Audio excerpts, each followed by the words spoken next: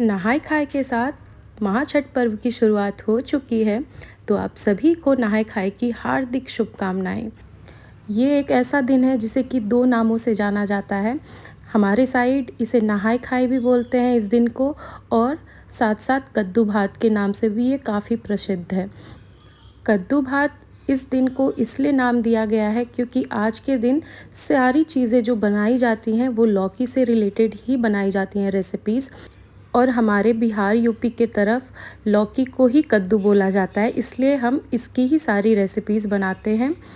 छठ महापर्व का ये प्रथम दिन होता है जिसमें कि जितनी भी पर्वतिन होती हैं, मतलब कि जो भी हाथ में सूप लेके जल में खड़ी होती हैं, उनका आज लास्ट डे होता है कि वो नमक खाती हैं पूजा वगैरह करने के बाद। और भी काफ़ी चीज़ें होती है जिससे कि डिटेल में बता पाना काफ़ी मुश्किल है, लेकिन ये एक इमोशन है हम बिहारियों का, तो मैंने सोचा आप लोगों के साथ भी मैं इस रेसिपी को शेयर करती हूँ। यहाँ पे सबसे पहले हम बना लेंगे लौकी वाली दाल, जिसे कि बिहार में दलकद्दू बोला जाता है। तो सबसे पहले प्रेशर कुकर में मैंने यहाँ पे सरसों का तेल ऐड किया है, पंचफोरन मैंने ऐड कर लिया है, इलायची, लौंग, काली मिर्च को मैंने अच्छे से कूट लिया है और वो मैंने ऐड कर लिया है। हींग ऐड कर लेंगे, चॉप्ड अदरक और हरी मिर्च ऐड कर लेंगे, और यहाँ पे ऐड करेंगे लास्ट में टमाटर। फिर सारे सूखे मसाले ऐड कर लेंगे, जैसे हल्दी पाउडर, नमक, जीरा पाउडर और धनिया पाउडर। इन सारी चीज़ों को अच्छे से मिक्स कर लेंगे और आखिरी में ऐड करेंगे लौकी कटी हुई, और इसे भी थोड़ी देर के लिए मिक्स करेंगे। इसे 1 मिनट से 1.5-2 मिनट तक पकाना है, ज़्यादा नहीं पकने देना है। और आखिरी में हम ऐड कर लेंगे हमारे धुले हुए दाल। यहाँ पे मैंने जो यूज़ किया है मिक्स दाल का यूज़ किया है, आप यहाँ पे सिर्फ चने दाल से भी इसे बनाकर तैयार कर सकते हैं। तो मैंने यहाँ पे प्रेशर कुकर लगा दिया है। अब यहाँ पे मैं तैयारी कर रही हूँ दूसरी रेसिपी की। तो मैं यहाँ पे आज बना रही हूँ मटर पुलाव। वैसे तो दल कद्दू के साथ सफ़ेद वाला चावल ही यूज़ किया जाता है, मतलब सर्व किया जाता है, जिसे कि खीर बनाई जाती है। हमारे साइड उसे अरवा चावल बोलते हैं, लेकिन मैंने यहाँ पे अलग से थोड़ा बनाया है ट्विस्ट के साथ।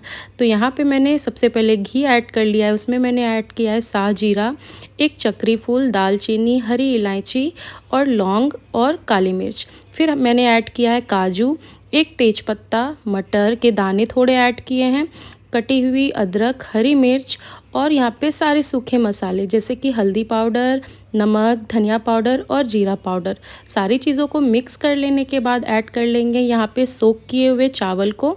मैंने इसे 30 मिनट के लिए अच्छे से पानी से धो के सोक कर लिया था। मैंने यहाँ पे यूज़ किया है बासमती राइस, जिसे कि अच्छे से धो के सोक करना ही पड़ता है, नहीं तो फिर चावल ना अच्छे से खिले खिले नहीं बनते हैं। और आखिरी में पनीर वगैरह ऐड करने के बाद प्रेशर कुकर की लीड लगा लेंगे और मात्र 1 सीटी आने तक इसे पकाएंगे, ज़्यादा ओवर कुक नहीं कीजिएगा। और पानी आप उतना ही ऐड करें जितना कि आपने चावल लिया है। अगर आपने 1 गिलास चावल लिया है तो 1 गिलास ही पानी इसमें ऐड होता है, अगर चावल अच्छे से सोख हुआ होगा तो ही। अब यहाँ पे मैं बना रही हूँ बचका, मतलब हमारे साइड इसे बचका, तरुआ, ये सारी चीज़ें मतलब नाम से जाना जाता है, जिसे कि पकोड़े आम तौर पे बोले जाते हैं। तो यहाँ पे सबसे पहले बेसन में सारे स्पाइसेस ऐड करते हुए मैंने कलौंजी और अजवाइन ऐड किया है, और इसका एक अच्छा सा प्रॉपर घोल बना लेंगे।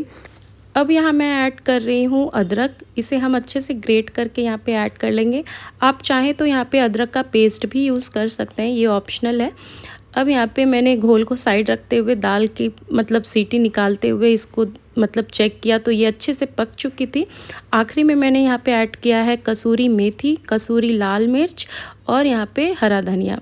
इन सारी चीज़ों को अच्छे से मिक्स कर लेंगे और दाल हमारा एकदम परफेक्टली रेडी हो चुका है सर्व करने के लिए।